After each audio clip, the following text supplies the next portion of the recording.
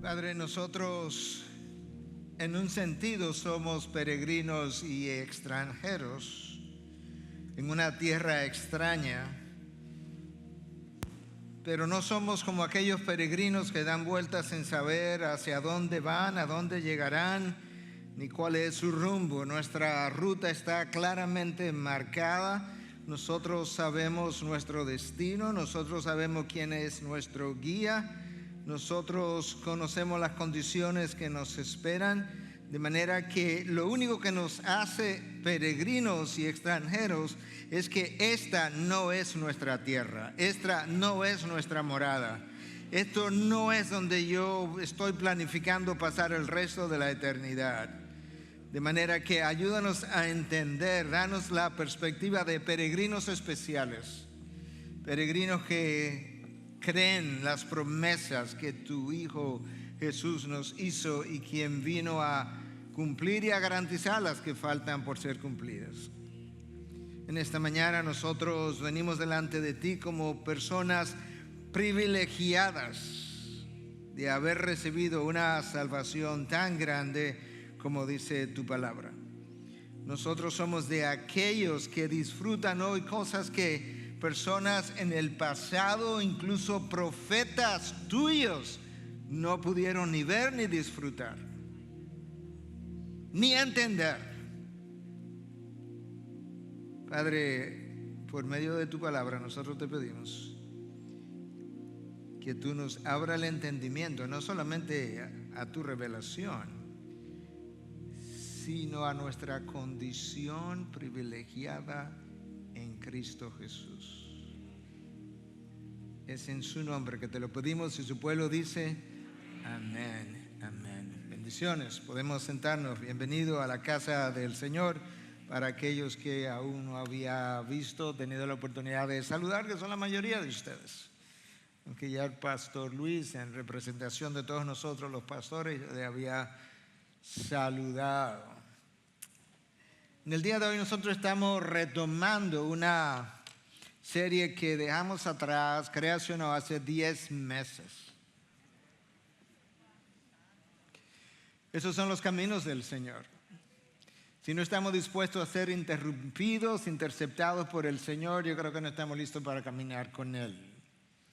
Comenzamos una serie acerca de la primera carta del apóstol Pedro a sus seguidores, pero en eso la pandemia llegó a nosotros y entendimos por medio de la dirección del Espíritu de Dios que era tiempo de interrumpir el inicio o interrumpir esa serie en su inicio y dirigirnos en otra dirección, y entonces hicimos una serie llamada Volveos a mí, debido a que entendíamos que había una gran necesidad del pueblo de Dios de volverse a ese Dios en arrepentimiento y en búsqueda de intimidad. Predicamos 2 sermones nada más, cuando nos vimos compelidos a desviarnos, pero ahora entiendo por el mismo Espíritu de Dios que es tiempo de retomar esta serie. Yo quisiera recordar algunas de las verdades que mencionamos en esa ocasión, brevemente, para entonces poder revisar el texto para el día de hoy. Pedro está escribiendo, Pedro el apóstol, Pedro el que le falló a Cristo, el que lo negó 3 veces, Pedro el inmaduro en una ocasión, ya ha madurado, ya tiene convicción teológica, ya ha pasado por dificultades, ha estado en la cárcel, ha sido castigado en varias ocasiones, y él tiene una experiencia y una madurez que antes no tenía. De manera que él está listo ahora, alrededor del año 62, 63, esta era, para escribir una carta a personas, a judíos en su gran mayoría, que estaban ya no en Jerusalén, estaban dispersos, estaban en la diáspora, habían tenido que salir de Jerusalén, ya no estaban cerca de los apóstoles para sentirse ahí como protegidos, estaban bajo persecución, y Pedro entiende que este grupo de personas está en necesidad de que se le inyecte esperanza en medio de aflicciones y dificultades. En cierta medida, ellos estaban viviendo los peores tiempos. Y sin embargo, viviendo los peores tiempos, Pedro viene, reconoce los tiempos que ellos estaban viviendo y trata de ayudarles a entender que al mismo tiempo que a la vez ellos estaban viviendo los mejores tiempos.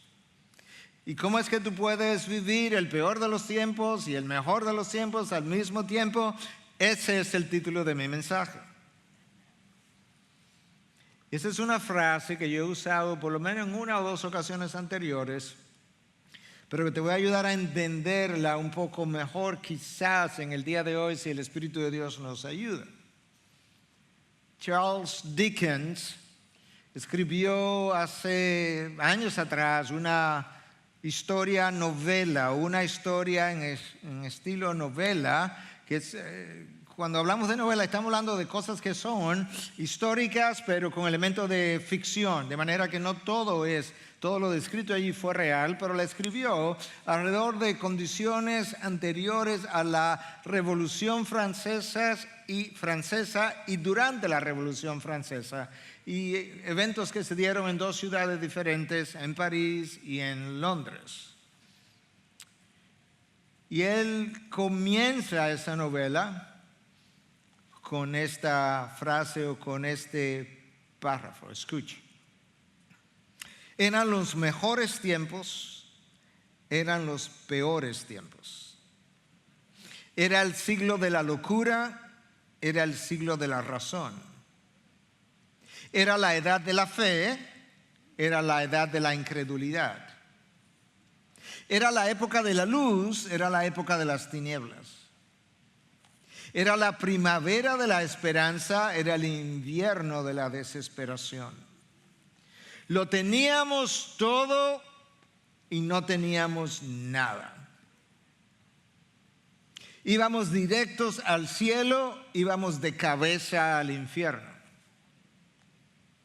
Era, en una palabra, un siglo tan diferente del nuestro que en opinión de autoridades muy respetables solo se puede hablar de él en términos superlativos, tanto para bien como para mal. ¿Te suena familiar? ¿Tú piensas que hay algo nuevo debajo del sol? El tiempo que nos ha tocado vivir pudiera ser descrito de una manera muy similar a como Dickens describió su tiempo. Y yo creo que esta primera epístola de Pedro a sus seguidores es extremadamente relevante para nosotros 20 siglos después. Y así es la palabra de Dios. El cielo y la tierra pasarán, pero mi palabra no pasará. Ni en relevancia, ni en autoridad, ni en necesidad, ni en poder, ni en sabiduría, su palabra es eterna para siempre. Esta es una carta breve, pero a pesar de su brevedad, es, como ha sido calificada por algunos, desproporcionalmente importante o significativa. De hecho, Martín Lutero decía que esta es una de las obras más significativas y convincentes del Nuevo Testamento. 5 capítulos, sumamente breve, por parte de un apóstol que no necesariamente venía como con el mejor currículum, por así decirlo, excepto que ya él había adquirido experiencia y tenía otra perspectiva de la vida. Hay en esencia 4 temas como que están entretejidos a lo largo de esta carta que nosotros necesitamos recordar en el resto de lo que nos queda por cubrir. El sufrimiento, la esperanza, las promesas de Dios y el cuidado de Dios para con nosotros. Hermanos, meses y años de dificultad nos esperan. Creo que habría que ser muy inocente para creerlo de otra manera. Apenas unos días atrás, un solo presidente en una sola nación cambió y las condiciones han cambiado o la perspectiva del futuro ha cambiado en apenas días. De manera que nosotros necesitamos, y algunos de ustedes me han oído decir esto de manera repetitiva, sobre todo a los pastores: pastor, prepara tu iglesia para el sufrimiento.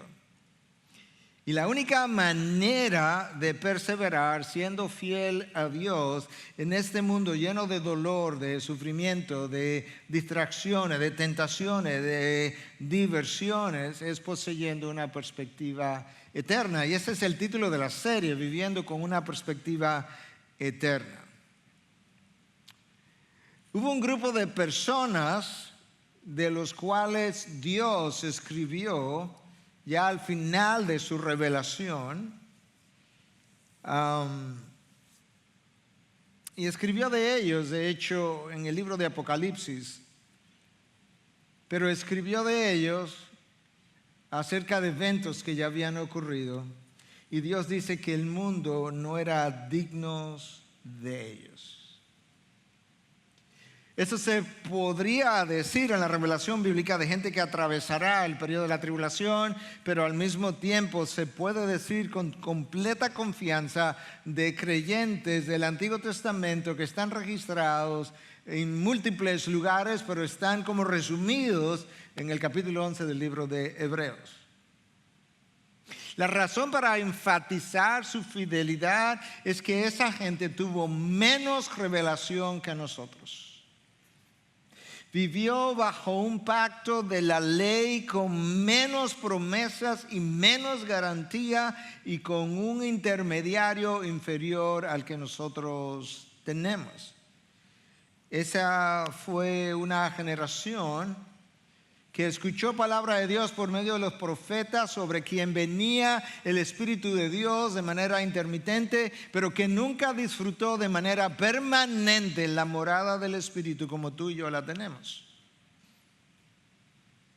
De tal forma que pensar en la fidelidad de ese grupo de personas y luego ver la infidelidad de este otro grupo con mejores condiciones, mejores promesas, mejor pacto, mejor intermediario, con mayor gracia y con la morada del Espíritu, es algo sumamente contrastante.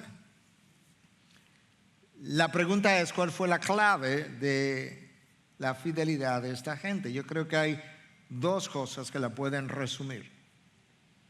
Una es su fe inquebrantable en un Dios que ellos llegaron a conocer de manera íntima. Le creyeron a Dios. Y número dos, su perspectiva de esta vida debajo del sol. El autor de Hebreos dice de ellos que ellos vieron las promesas de Dios, las saludaron de lejos, las recibieron sin nunca haber llegado a ellas, y así esperaron y así murieron en esperanza. La iglesia necesita una fe probada y refinada por el fuego y una perspectiva eterna. Ahora, a lo largo de la historia se ha visto una y otra vez que cuando la iglesia ha vivido momentos sin retos, sin desafíos, sin dificultades de ningún tipo, sus miembros tienden a acomodarse y a adaptarse a la forma del mundo alrededor. En otras palabras, sus miembros tienden a mundanalizarse.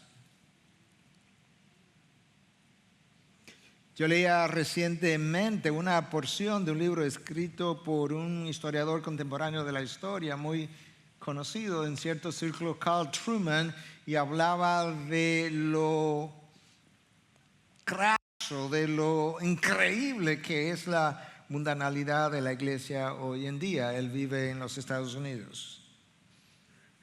Es la tendencia del cristiano a acomodarse, evitando oponerse al mundo que viene en sentido contrario, olvidando que el precio que no pagas ahora lo pagas después y lo pagamos con intereses. Sin lugar a dudas, estamos viviendo tiempos difíciles. Y a veces leo y leo y leo y me convenzo que este es el peor de los tiempos. Pero luego al rato me recuerdo que la iglesia se ha fortalecido, ha crecido, se ha expandido en medio de las peores circunstancias y pienso, no, este es el mejor de los tiempos. Es un tiempo de mucha oscuridad y al mismo tiempo y a la vez es un tiempo de mucha luz. El evangelio se ha expandido a regiones nunca alcanzadas. Es un tiempo de mucha indefinición de lo que es un hombre y lo que es una mujer, de lo que es un padre o una madre, de lo que es una vida intraútero y una vida que ya ha visto la luz de este mundo y que ambas tienen el mismo valor, pero hay mucha indefinición si verdaderamente eso así o no es. Este es un tiempo de mucha rebelión y por tanto nosotros vamos a necesitar de mucha sumisión a los propósitos de Dios y vamos a permanecer fieles a su voluntad. Este es un tiempo de mucha queja e insatisfacción. De parte de incrédulos, no hay circunstancias, no hay condiciones, no hay gobierno, no hay sistema político, social, no hay nada que pueda ser suficiente para calmar la insatisfacción de la generación de hoy. Y yo lo puedo entender porque la satisfacción nuestra está en Cristo Jesús. Pero cuando ese número de quejas y de insatisfacción crece en los hijos de Dios, yo creo que queda evidentemente claro que nosotros no tenemos seguridad o claridad acerca de cuán privilegiados nosotros somos. Eso es lo que Pedro va a hacer en la porción que yo voy a cubrir en el día de hoy. Porque habíamos cubierto hasta el versículo 9, y estamos retomando y pronto lo estaremos leyendo básicamente del 10 al 12. Pero después de todo, quizás este sea el peor de los tiempos y a la vez el mejor de los tiempos. Pudiéramos preguntarnos qué es lo que hace a este tiempo el peor de los tiempos. Bueno, el apóstol Pablo le escribía a Timoteo y le decía que en los tiempos finales vendrían días difíciles. Y la palabra que Pablo usa ahí que es traducida a nuestro idioma como difíciles es una palabra griega, chalepos, que implica tiempos duros, difíciles, de estrés, violentos, peligrosos e incluso difíciles de soportar en términos de dolor físico o mental. Eso es lo que la palabra significa. De manera que Timoteo debe saber esto, que vendrán tiempos difíciles de soportar en términos físicos o mentales, tiempos de estrés. Pablo advirtió a Timoteo. Timoteo, los tiempos irán de mal en peor y 2000 años han pasado. ¿Te imaginas entonces el camino hacia dónde vamos? Y Pablo le advierte a Timoteo que vendrían tiempos difíciles no debido a la existencia de pandemias, sino debido a un deterioro moral de la sociedad. Y le habla de 19 características de esos tiempos. Y luego las reúne como en medio de 2 portalibros. La primera es que los hombres serían amadores de sí mismos. Imagínate todo lo que eso conlleva. Y la última es que los hombres no serían amadores de Dios, sino amadores de placeres. ¿Te imaginas todo lo que Pablo pudiera decirle a Timoteo entre esos 2 portalibros? Los hombres serán amadores de sí mismos, los hombres no serán amadores de Dios, sino de los placeres. Quizás eso hace que pudiéramos decir este es el peor de los tiempos, pero al mismo tiempo quizás yo pudiera decir no, es el mejor de los tiempos. Es el mejor de los tiempos porque el evangelio ha avanzado ahora por 2000 años. La iglesia es más numerosa que lo que nunca antes había sido.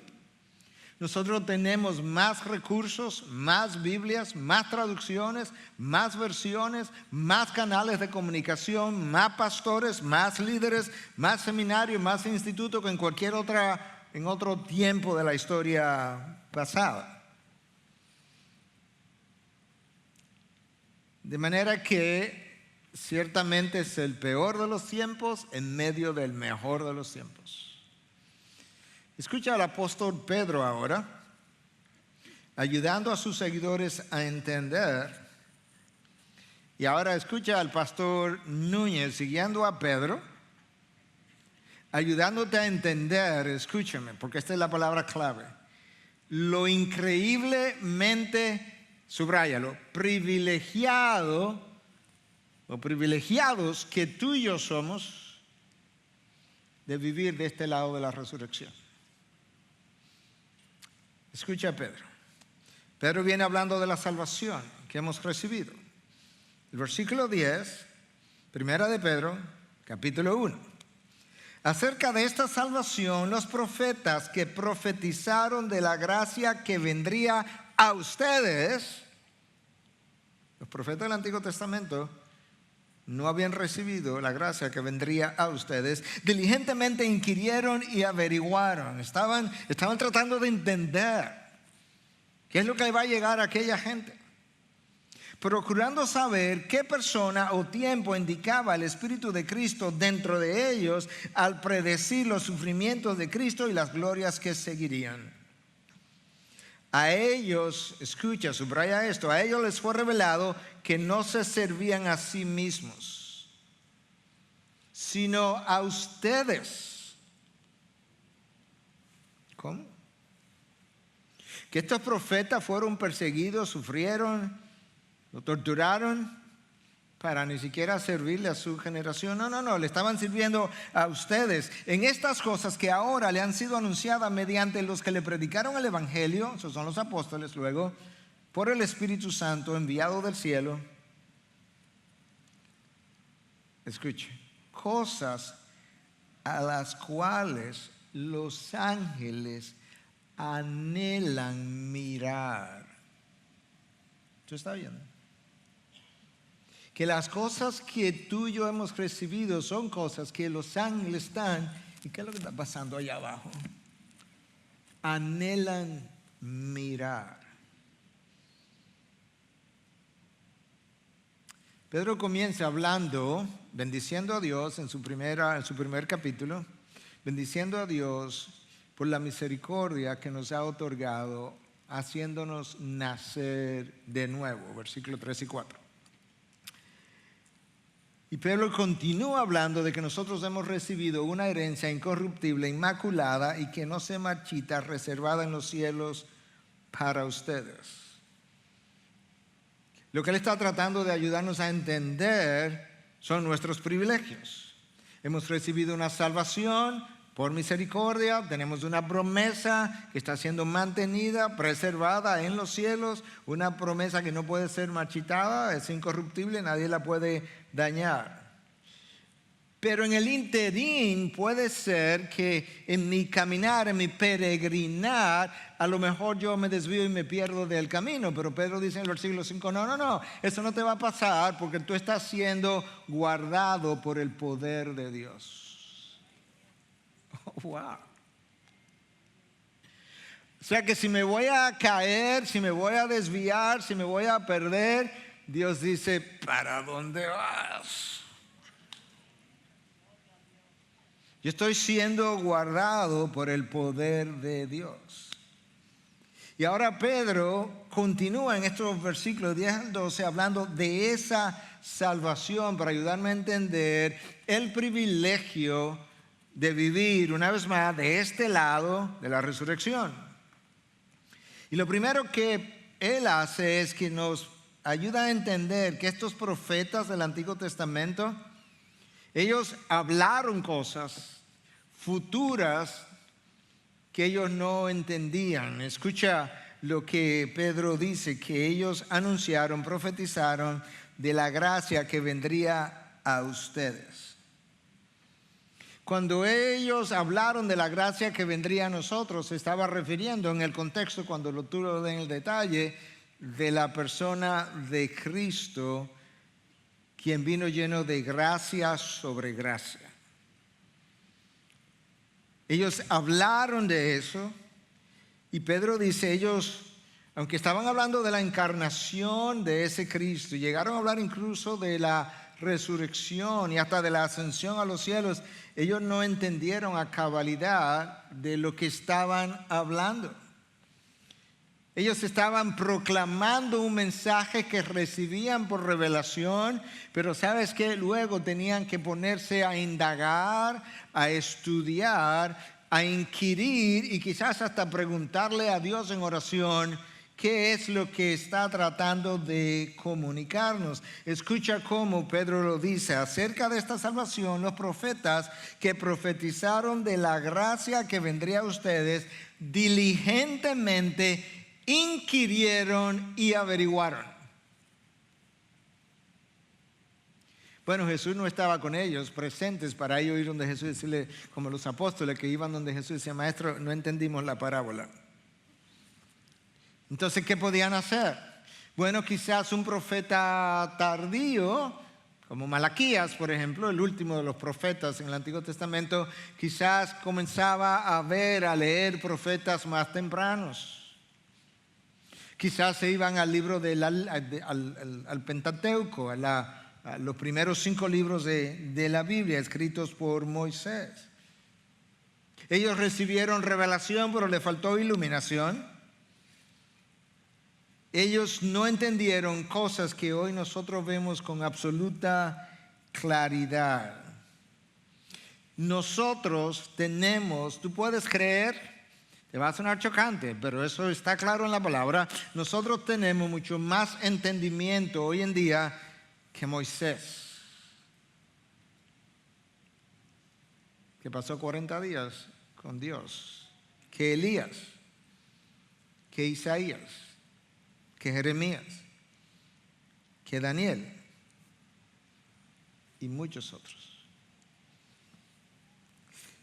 ¿Te imaginas el enorme privilegio que tú y yo tenemos, no para vanagloriarnos, sino para vivir agradecidos de Dios todo el tiempo, de que estos profetas inquirieron y averiguaron de cosas que hoy tú y yo las tenemos como básicas, como doctrinas esenciales y básicas?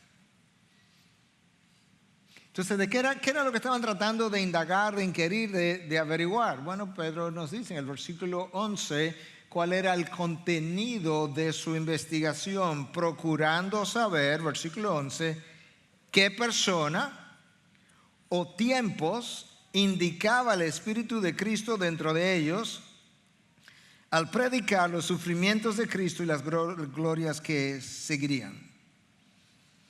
Ellos hablaron del Mesías que vendría. El Espíritu de Cristo no es otra cosa que el Espíritu Santo, no es otra cosa que el Espíritu de Dios. En un par de ocasiones la Biblia habla del Espíritu Santo como el Espíritu de Cristo, y el Espíritu de Dios vino sobre mí. En ese momento recibían revelación y estaban tratando de indagar acerca de qué persona, quién era ese realmente que vendría, quién sería ese Mesías futuro y de qué tiempos, cuándo es que va a venir, en 100 años, en 500, en 1000 años, en el tiempo en que nosotros estamos profetizando. Ellos recibieron una revelación parcial, incompleta, acerca de los propósitos de Dios. Profetas como Isaías recibieron una clara revelación acerca de la pasión de Cristo, sus sufrimientos, capítulo 52 y 53. Pero Isaías no tenía idea, o mejor dicho, no entendía a cabalidad aquello de lo cual él habló. De hecho, Isaías 52 y 53 no solamente habla de la pasión de Cristo, habla de la gloria que él recibiría, de esa descendencia numerosa que él recibiría como recompensa. Primero el sufrimiento, luego la gloria. Primero la cruz, luego la coronación. Lamentablemente el judío del primer siglo no tenía tiempo ni paciencia para pensar, ni humildad para pensar en un Mesías sufrido, sufriente. Esa es la razón por la que rechazaron a Cristo una y otra vez. Ellos querían un Mesías victorioso, triunfador, que los llevara a la cúspide sobre las naciones, no sabiendo que ellos tenían un Mesías ciertamente victorioso sobre el pecado, sobre la muerte, triunfador, pero no sería ni en los tiempos de ellos ni a la forma de ellos. Pero los judíos no solamente no querían someterse a un Mesías sufrido, sino tampoco a un Mesías que viniera a llenar promesas que ellos concebían de otra manera. Y si los profetas del Antiguo Testamento, aún con la revelación de Dios que carecían de entendimiento, si los profetas carecían de entendimiento, aún con la revelación de Dios, imagínate cuán densa era la ceguera, la catarata de los ojos espirituales del pueblo judío cuando Cristo llegó. Isaías profetizó que una virgen concebiría. ¿Tú piensas que él entendía que eso iba a requerir que el Espíritu Santo descendiera y que María concibiera por obra y gracia del Espíritu? Claro que no.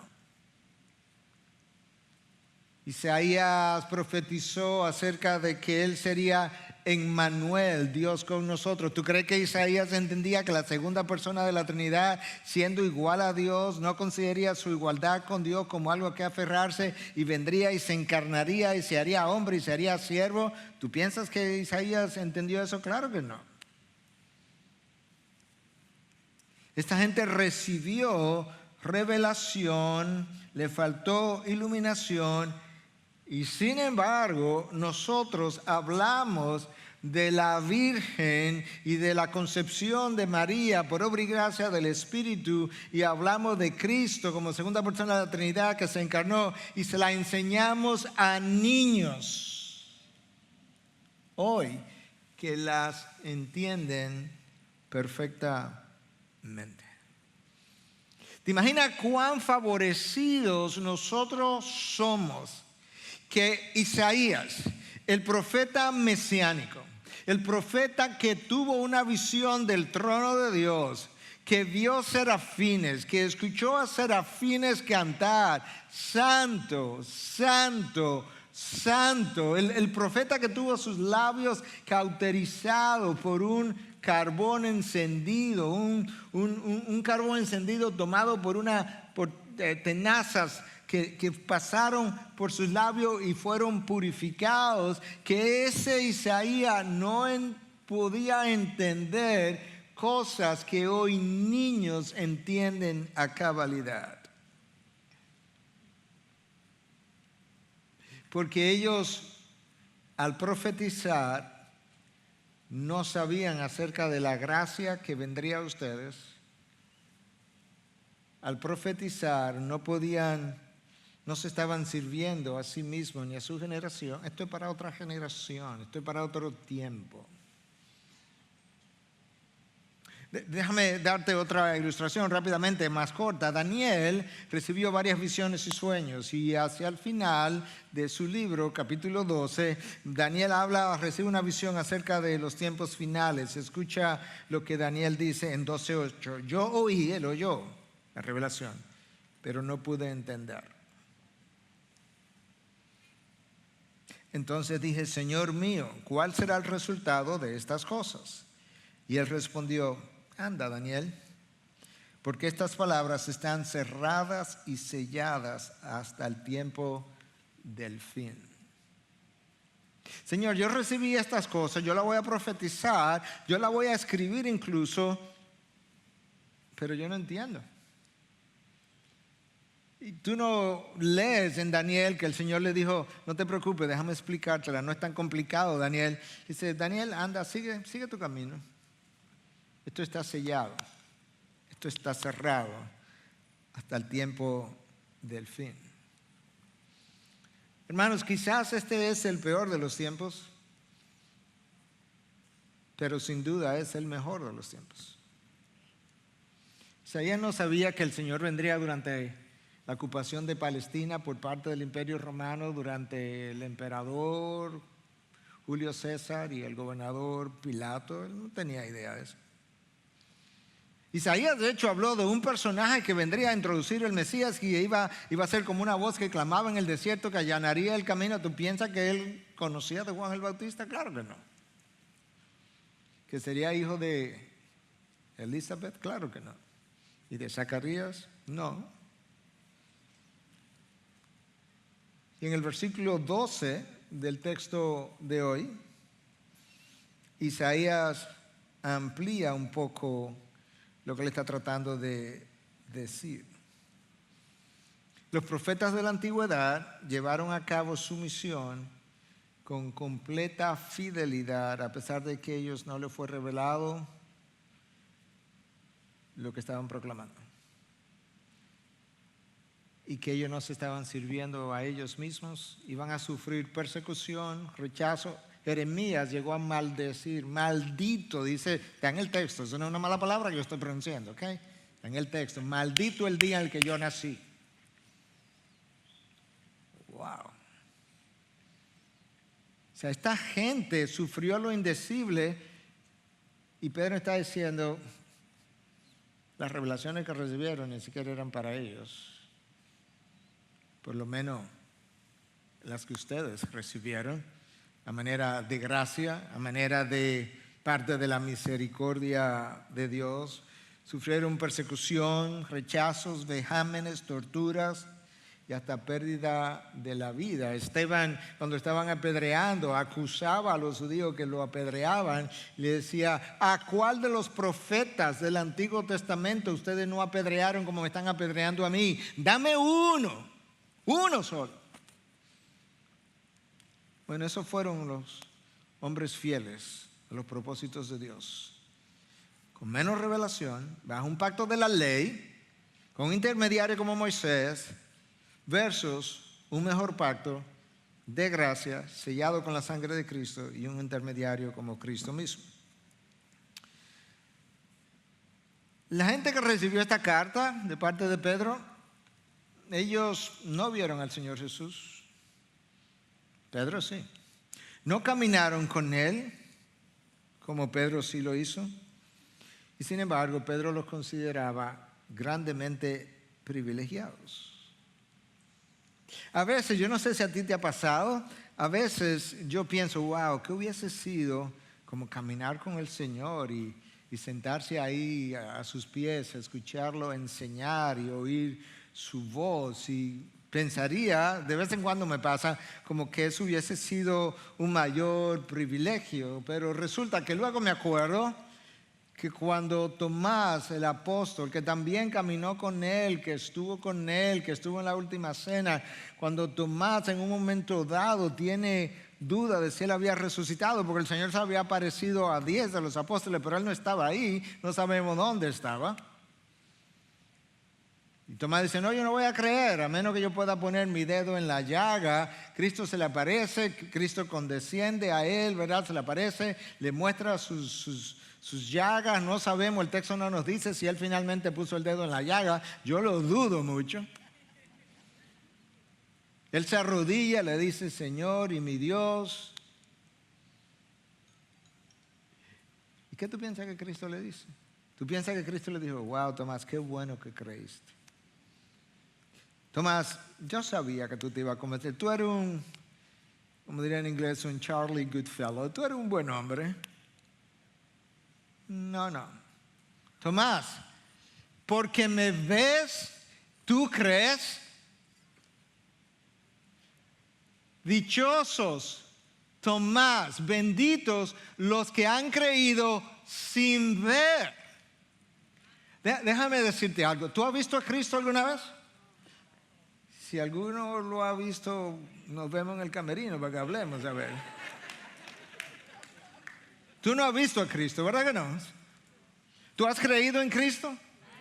¿Y no lo ha visto? Bendito, bendecido, dichoso, los que han creído sin ver, los que han creído mi palabra más que una aparición. Bendito para aquellos para quienes mi palabra es suficiente. Y yo anuncié que yo resucitaría. Y tus hermanos Tomás te lo dijeron. Y todavía necesitabas una aparición. ¿Tú sabes lo que dice Pablo a los Corintios? Lo voy a poner en mis palabras para hacerlo sobrio y jocoso a la vez.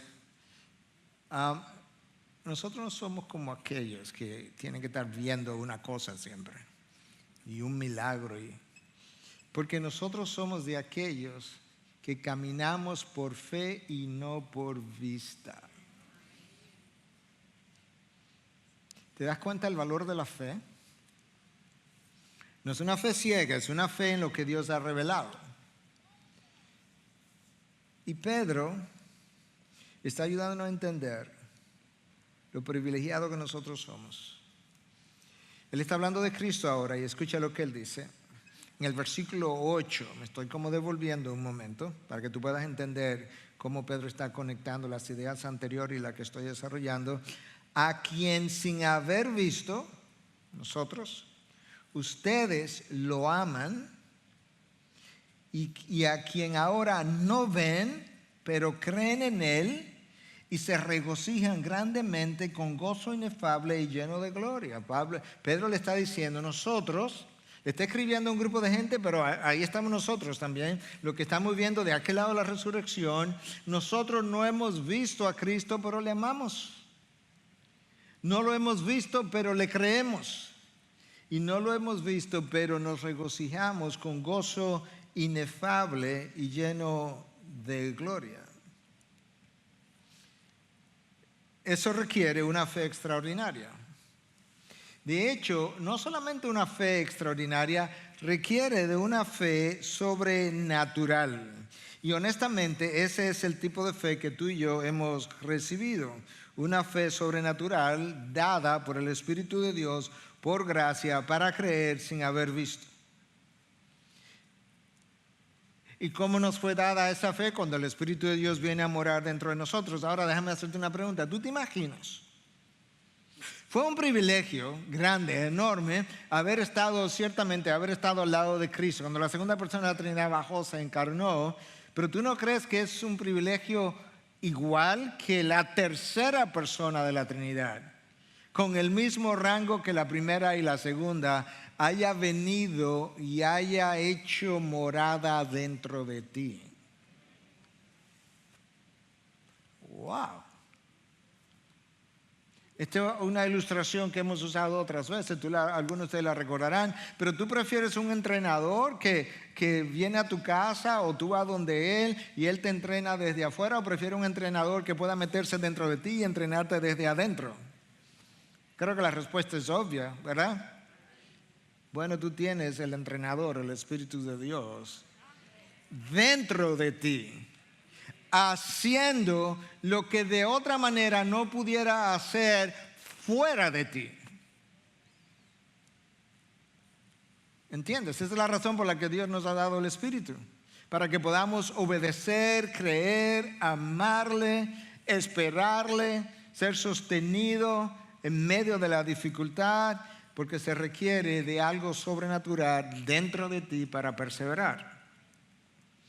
Escucha el versículo 2 otra vez, pero ahora más completo. A ellos les fue revelado que no se servían a sí mismos, a los profetas, sino a ustedes en estas cosas, que ahora le han sido anunciadas mediante los que le predicaron el Evangelio por el Espíritu Santo. Me voy a detener ahí. ¿Qué es lo que Pedro está diciendo? Los profetas del Antiguo Testamento vinieron, hablaron de cosas que se cumplieron en la persona de Jesús. Él trajo el mensaje, el Evangelio. Ese Evangelio ahora a ustedes le fue predicado ¿por quiénes? Por los apóstoles y otros enviados, y le fueron anunciadas mediante los que le predicaron el Evangelio, como lo hicieron por el Espíritu Santo enviado desde el cielo. ¿Y qué tan extraordinarias esas cosas eran y son. Bueno, cosas a las cuales los ángeles anhelan mirar. Pedro nos mira a nosotros y nos dice, ustedes son unos privilegiados comparado con no solamente la generación del Antiguo Testamento, comparado con los profetas del Antiguo Testamento que anunciaron que el Mesías venía, y ustedes son unos privilegiados incluso con relación aún a los ángeles que anhelan mirar lo que Dios está haciendo en ustedes y a través de ustedes.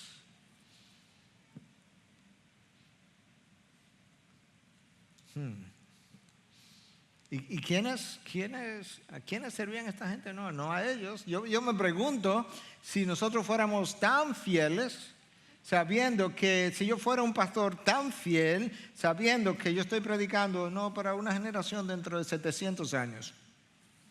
En serio. O sea que yo no lo voy a ver. Ni los hijos de los que están aquí lo van a ver. Ni los nietos, ni los bisnietos, ni los tataranietos. Los chornos, no sé qué le dicen a la quinta generación. Ni eso, no, dentro de 700 años. Ahora Pedro quiere que yo pueda entender todavía más la gracia que tú y yo disfrutamos de este lado de la resurrección cuando ángeles, ya no los profetas del Antiguo Testamento, no, ángeles anhelan ver cosas pertenecientes a nuestra salvación. Escucha cómo la Nueva Traducción Viviente traduce esta última parte del versículo 12 del texto de hoy. Todo es tan maravilloso. Yo pondré ahí extraordinario, sobrenatural, increíble, que aún los ángeles observan con gran expectación cómo suceden estas cosas. Los ángeles no son omniscientes. Los ángeles no conocen todo lo que Dios va a hacer, ni entienden de antemano todo lo que se está haciendo. De hecho, mira cómo Pablo explica a los efesios cómo los ángeles están esperando para acabar de entender. Efesios 3:10. De este modo, la infinita sabiduría de Dios, ese es el problema. Los ángeles son finitos, nosotros también, pero la sabiduría de Dios es infinita. La infinita sabiduría de Dios puede ser dada a conocer ahora por medio de la iglesia, eso somos nosotros. ¿A quiénes? ¿A quiénes es que Dios le está dando a conocer acerca de su infinita sabiduría a través de la iglesia? A los principados y potestades en los lugares celestiales. La iglesia es el aula de clase de los ángeles. Dios es el maestro. Es como Gabriel, profe, una pregunta, no entendí. Y nosotros somos como espectadores o estudiantes. Los ángeles son seres privilegiados, no hay duda de eso. Sin lugar a duda, viven en la presencia de Dios. Pero Pedro está hablando de una perspectiva que me da a entender, no es que el privilegio tuyo es mayor que el privilegio de los ángeles, porque ellos están viendo cosas pertenecientes a la salvación que tú has recibido. Piensa en alguna de estas cosas, en la medida que vamos como resumiendo. Los ángeles cayeron, un grupo de ángeles cayeron. Pero ¿sabes qué? No le ofrecieron salvación. De hecho, un grupo de ellos está en prisiones de oscuridad. Y a nosotros sí se nos ofreció salvación. El Hijo de Dios no fue a una cruz a morir para redimir ángeles, pero estuvo dispuesto a ir a la cruz para redimirnos a nosotros. Hizo por nosotros lo que no hizo por ángeles. ¿Por qué? Yo no sé. El Padre estuvo dispuesto a clavar a su Hijo. El Hijo estuvo dispuesto a dar su sangre, a ser torturado, a ser humillado, para sacarnos de la vergüenza. Y los ángeles que cayeron hoy yacen permanentemente en vergüenza. Escucha lo que el autor de Hebreos dice en 2:16, en la versión de la NTV, la Nueva Traducción Viviente.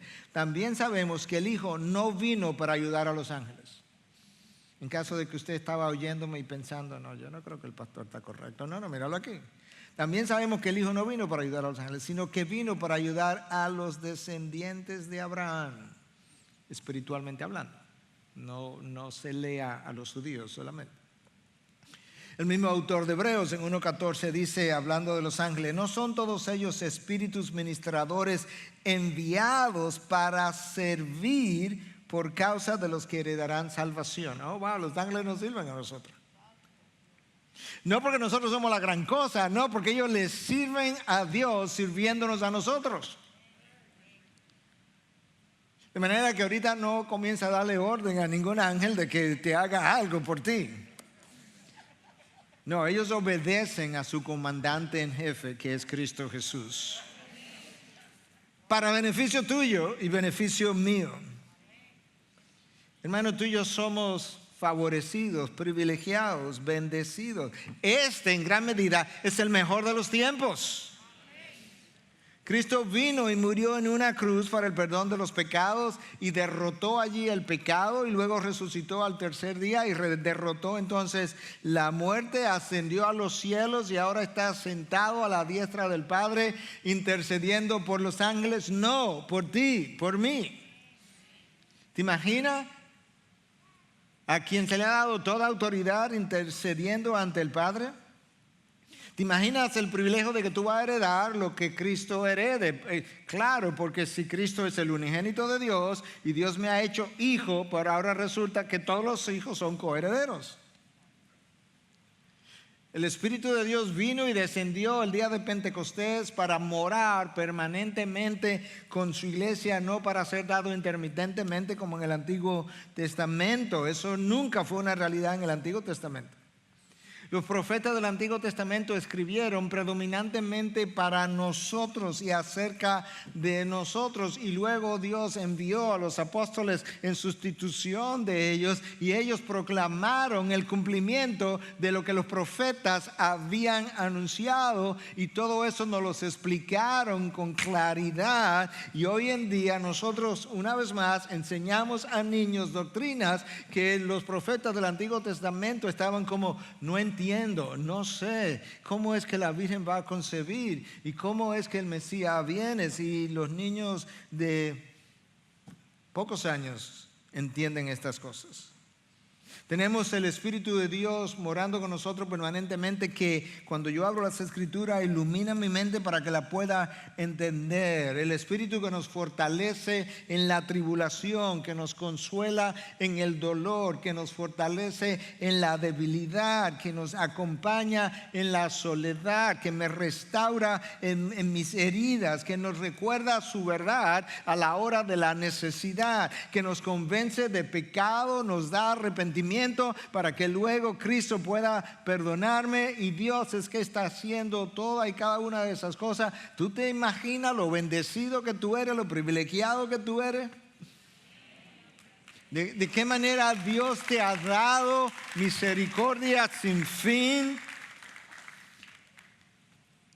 Bueno, y si el Hijo se olvida de mí allá arriba y no intercede ante el Padre por mí, o no oye mi oración, no te preocupes, que aquí eso no va a pasar nunca, olvídate de eso.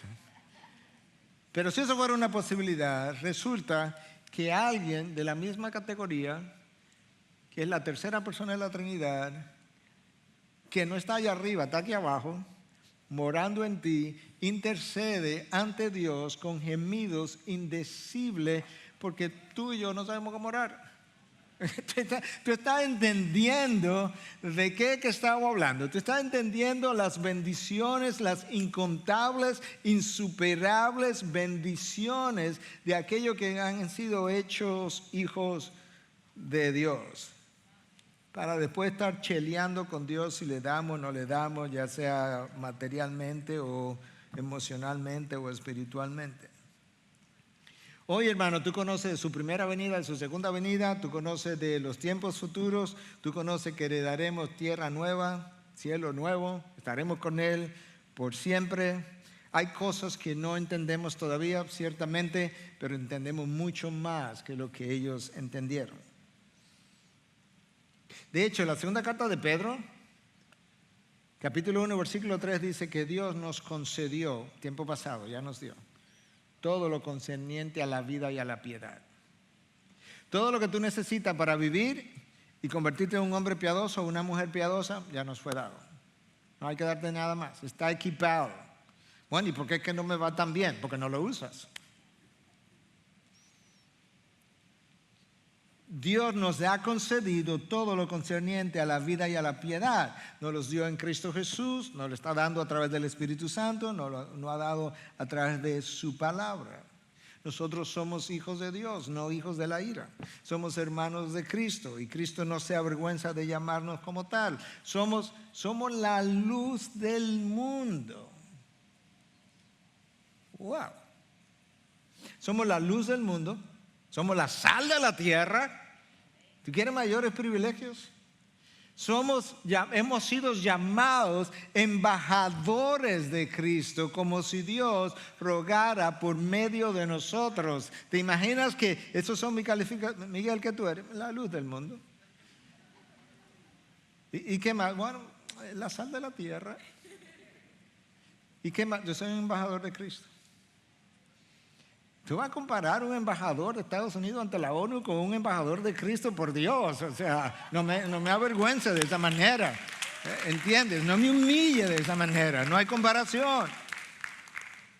Cielo nuevo, tierra nueva, por los siglos con el Señor. Este es el peor de los tiempos, sí, está bien, pero es el mejor de los tiempos. Este es tiempo de mucha confusión, pero tú tienes su revelación. Y la tiene completa. Porque los profetas del Antiguo Testamento tuvieron su revelación, pero incompleta. Este es tiempo de mucho temor, pero Dios te dio un espíritu de valentía. Entonces, esto es tiempo donde muchos desesperan, pero tú tienes una esperanza viva, eso dice la palabra. Estos son tiempos de placeres mundanos que nos traen consecuencias, pero ¿sabes qué? No, tú tienes los deleites de Dios. Este es un tiempo de mucho vacío, pero a ti te llenó Dios con su espíritu. Este es un tiempo de mucha soledad, pero tú tienes su compañía. Este es un tiempo donde impera la mentira, pero tú conoces la verdad. Este es un tiempo de pandemia, pero no de pandemonio para nosotros. Nosotros no estamos confundidos, atemorizados, amedrentados. Pandemia sí, pandemonio no. Estos son tiempos caóticos, pero no fuera de su providencia. Tiempos caóticos, pero no fuera de su providencia. Tiempos de personas desenfrenadas. Los hombres serán implacables, sí, pero no fuera de su control. En fin, este es el peor de los tiempos en el mejor de los tiempos. Regocíjate, alégrate, dale gracias a nuestro Dios. Sométete a su voluntad, celebra tu salvación, proclama su mensaje, espera con alegría, ten esperanza, es viva tu esperanza. Cree su palabra, no necesitas apariciones, ya tenemos más que apariciones, tenemos la palabra de Dios en su totalidad, como Dios entendió que la necesitamos y nos ha dado todo para la vida y la piedad.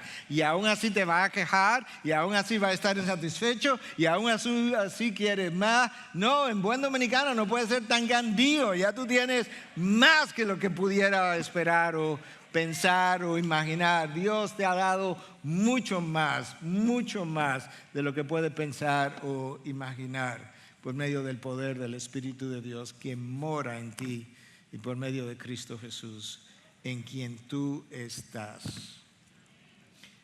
Recuerda esa frase, en Cristo. Con esto cierro ya, rapidito. Cuando un predicador dice ya cierro, no le crea mucho porque usualmente están comenzando de nuevo, pero créeme ahora. Pablo usa la frase en Cristo, su equivalente, 76 veces en sus cartas. De manera que cuando Dios te ve, literalmente te ve en Él. ¿Tú sabes el privilegio que es eso? Que no hay un solo momento en que Dios Padre pudiera verte fuera de Cristo. Tú estás en Cristo o no estás. Pero si naciste de nuevo, estás en Él por el resto de la eternidad. Padre, gracias. Padre, gracias porque tus bendiciones son incontables, son inimaginables. Ayúdanos a recordarlas. Oh Señor, solo en Cristo nosotros tenemos lo que tenemos. Tenemos bendiciones que los profetas anhelaron ver, entender, que niños hoy entienden. Tenemos bendiciones y cosas que está haciendo hoy en la iglesia, a través de la iglesia, que todavía los ángeles que están en tu presencia anhelan ver. Oh Dios, gracias por un favor tan inmerecido. Gracias por tu Hijo. Hijo, gracias por tu vida. Espíritu, gracias por tu poder. En el nombre de la Trinidad hemos orado, predicado y esperamos para la gloria del Hijo. Amén, amén. Bendiciones. Gracias por acceder a este recurso. Espero que haya sido de gran bendición para tu vida. Te sugiero que te suscribas a este canal de forma que tú puedas recibir notificación la próxima vez que hayamos subido un nuevo recurso que pueda servirte de instrucción y bendición.